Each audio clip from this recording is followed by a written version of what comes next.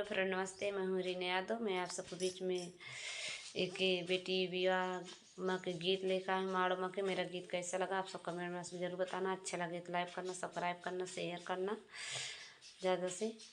मड़ई में पूजे चाली पापा हो काने रामा, पापा हो काने रामा।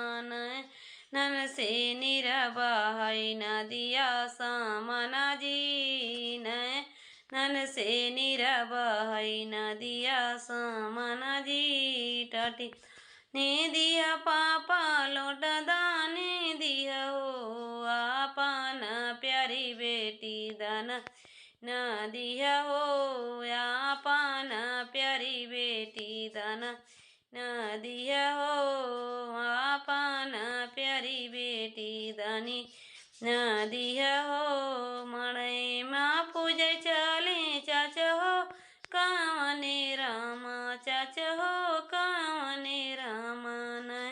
नन से निरबाई नदिया सामना जी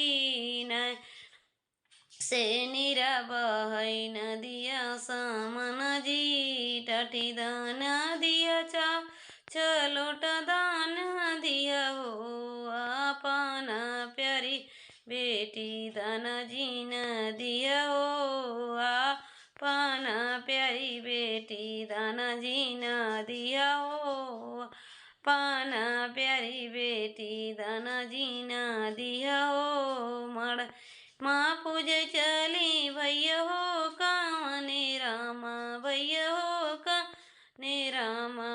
नैनन से निरबाई नदिया सामना जी से निरबाई नदिया सामना जी टाटी नदिया भैया लोटा दाना दिया हो आपन प्यारी बहना दाना जी न दिया हो आपन प्यारी बहना दाना न दिया